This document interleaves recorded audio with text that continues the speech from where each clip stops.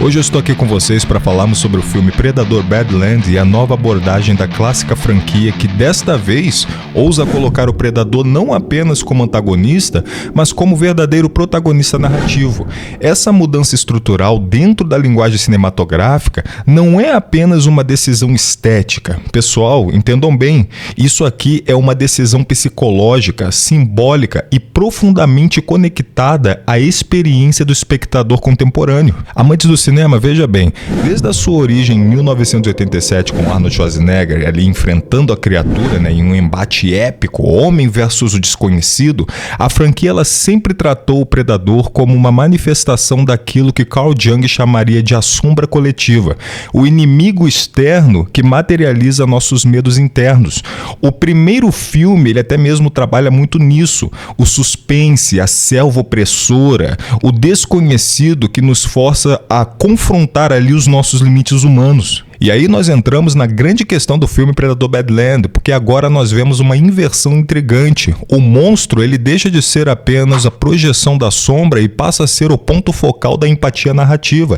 Pela primeira vez, o público ele é convidado a observar o mundo através da perspectiva do caçador. A criatura, ela ganha nuances, motivação e até códigos éticos mais explícitos. E isso gera um fenômeno psicológico muito extravagante. A gente vê que a transferência de identificação traz um termo da psicologia que explica quando o espectador ele começa a se conectar emocionalmente com uma figura que antes era apenas a ameaça. E uma das coisas mais interessantes que eu tenho aqui para falar para vocês é como o público está reagindo a tudo isso. A recepção é majoritariamente positiva, especialmente entre fãs mais abertos à inovação. Claro que nós vamos ter ali a parcela mais nostálgica, que estranha essa mudança de eixo narrativo, pois ele quebra ali o ciclo clássico de perseguição que marcou a franquia, mas curiosamente os números de aprovação eles mostram que essa nova perspectiva ela está sendo vista até mesmo como refrescante, quase até mesmo um respiro após anos de fórmulas repetidas. E eu falo para vocês, caros amantes do cinema, o filme ele tem pontos extremamente positivos. Agora nós entramos num campo que nós enxergamos a profundidade do personagem predador. A criatura deixa de ser um monstro silencioso e passa a ser um ser com camadas. E isso até mesmo atende um desejo moderno do público por antagonistas mais complexos. Isso se torna até mesmo algo que as séries contemporâneas elas tornaram um padrão narrativo. Porque veja bem, eles trouxeram ambientação renovada, a direção ela entrega um domínio visual impecável, uma atmosfera densa, textura de cores mais sujas, sabe? Paisagens que lembram fronteiras pós-apocalípticas. E a cinematografia ela reforça a ideia de isolamento e sobrevivência, algo muito psicológico. E cá pra nós, quem não gosta de um filme que mexe com o psicológico? Eu acho também muito interessante essa questão da violência coreografada, mas com propósito. Ali a gente vê, não há brutalidade gratuita, tipo, do nada, esporadicamente. Ali há intenção. Isso aumenta até mesmo a sensação de realismo e faz o espectador ele acreditar no código de conduta do próprio predador. E isso vai nos levando a outras camadas, como coragem narrativa. Poucas franquias duradouras elas têm coragem de quebrar sua própria estrutura. E Predador Badlands fez isso com segurança, respeito ao material original e consciência ao público atual. E até mesmo ver aquela questão comparatória, se nós pegarmos o primeiro filme, 1987, com o Arnold e o filme de agora. Em questão de foco narrativo, o primeiro nos entrega humanos versus ameaça desconhecida. Já o novo, ele nos entrega um predador como protagonista, tendo uma experiência muito mais aprofundada. Já na questão psicológica, o primeiro nos entrega um suspense baseado no desconhecido.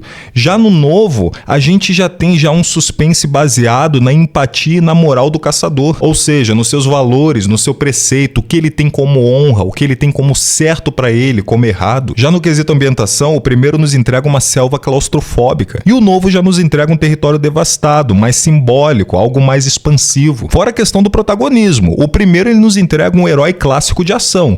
Já o novo, ele nos entrega um antagonista que se transformou em uma figura central. E sinceramente, pra mim é aí que tá a poesia. Imagina um vilão que agora vira protagonista. Pessoal, vocês não estão entendendo isso. Isso é algo transcendental. Imagina o Jason, Mike Myers, o próprio Ghostface agora virar a vítima. Isso é algo insano. É algo que mexe com o nosso psicológico de uma maneira simplesmente maravilhosa. E eu gosto dessa bagunça psicológica. Isso é muito bom, essa mudança, essa camada se invertendo. No quesito mensagem, o primeiro traz algo simples, sobrevivência e confronto. Já o último traz uma questão de código de moral, introspecção, uma ruptura do padrão. Agora a gente vê um predador que tem que provar o seu valor pro seu próprio pai. Repara também uma coisa, o primeiro filme ele é bruto, quase primal, ele reflete até mesmo a mente do homem diante da ameaça.